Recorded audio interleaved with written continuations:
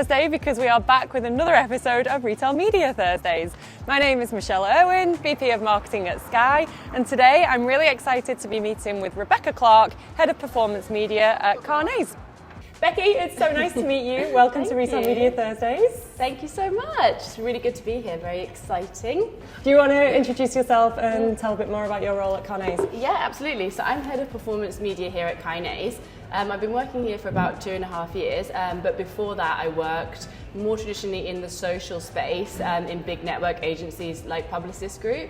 So I was there for several years, but now I've really found my independent agency roots and I've moved to a fully cross-channel role across all of our departments here at Kinase, which I'm loving. It's probably a big difference from the HOCO world. Yes, it is. And it's definitely a big difference as well for me to go from a pure social and video role, spanning now more to search and retail media, but a very exciting transition nonetheless. Very exciting. What's been your peak of the week? I've got a really good one. I'm sorry for everybody else that's ever done this podcast before because mine is the best by far, but I got a kitten on Sunday. We can put a snap in of her at the end. She is just phenomenal. So obviously it's my peak of the year, not of the week, but yeah.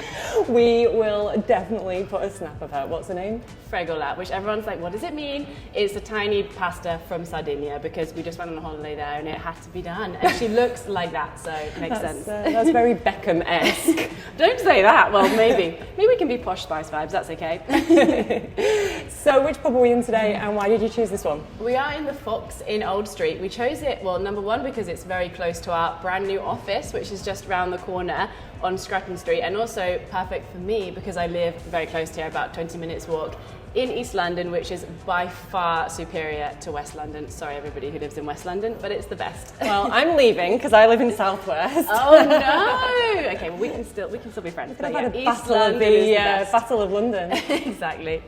But no, East London is vibing, guys. You heard it here first. So let's get into the retail media questions. Yes. Kinase, you've been one of our longest standing clients, I think, in search and social, very well known in that space. Probably not so much in retail media. Do you want to explain what you do around retail media? Yeah, of course. So as you mentioned, search and social has kind of always been our cornerstone of advertising. However, e-com represents quite a large section of our client base, and obviously there's so many amazing opportunities within retail media for that vertical. Most of our e-commerce clients have dabbled in retail media with us over the years, and we have a very long-running retail media client, which we run together with Sky.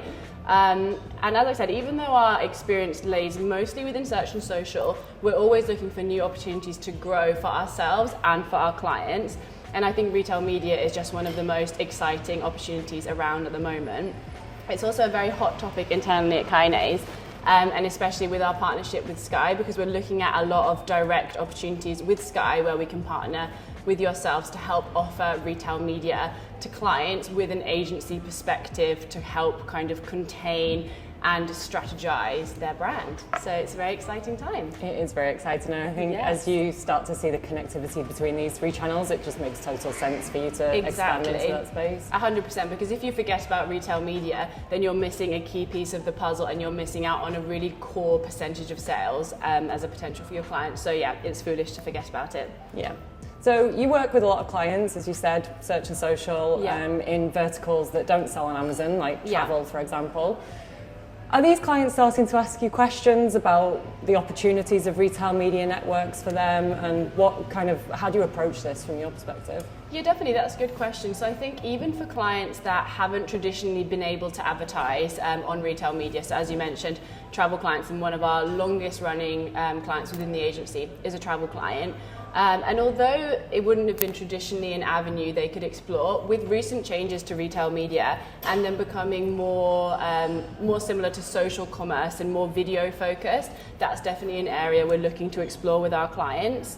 I think even when they haven't asked about retail media, every single one of our clients is looking for ways to expand their growth and to drive efficiencies as much as they can. And this is an area that you need to consider retail media for. Across all of our clients, though, we're always creating kind of custom growth plans, and we've created a digital maturity framework here at Kinase, and retail media makes up a part of that, where we're looking for ways to grow and progress clients' digital maturity against key pillars. So watch this space because you'll probably see more about it soon. So you mentioned social commerce ads there. We do this State of Retail Media study every year, and the brands that answered it this year were saying that increasingly search shopping ads and social commerce ads are becoming part of their retail media program. They're linking out from the likes of Facebook to Amazon, for example. Is that a strategy that you would recommend for brands driving to a retailer site versus their own brand.com site? And how can you actually measure the impact of doing that? Yeah, so this is a really interesting question, and it's one we've definitely delved into a lot in strategic work for our clients that operate on retail media. And what we found is that when launching new products, having search shopping ads directing to retailer sites as opposed to brand.com is vital, because you need that critical mass of traffic, sales and reviews before products will perform well organically on retailer sites. But it's always a tricky balance between getting the right amount of spend to retailer and brand.com, and it's something that we always strategize on for each client individually. I think in terms of measurement, again, there's not really a one-size-fits-all answer here, because every client has very different factors to consider when looking at measurement, and we always recommend bespoke measurement strategies for every single client. And I think using tools like incrementality testing, especially with Sky's tool Impact Navigator, is really vital when you look at that, so you can see the true value of each channel. And that may be brand.com versus retailer, but it also can be different channels within the search and social space and how they play together in operating as sales for a client. So that's a really interesting question. It is, and we're seeing lots of clever stuff across all of our client base at the moment with other things like Amazon attribution, exactly, other kind of measurement tools. It's definitely an area of interest right now. Yes, absolutely. So the other thing we're seeing a lot of interest in right now is these kind of increasing partnerships between the likes of Amazon and social media sites like Pinterest, for example, which they've announced recently. We were also seeing Amazon launch more upper funnel ad types, so things like Fire, DSP, all the audio ads, you name it, they've got it. Is this causing any conflict with those social teams that you work with? Like, you've come from a social background.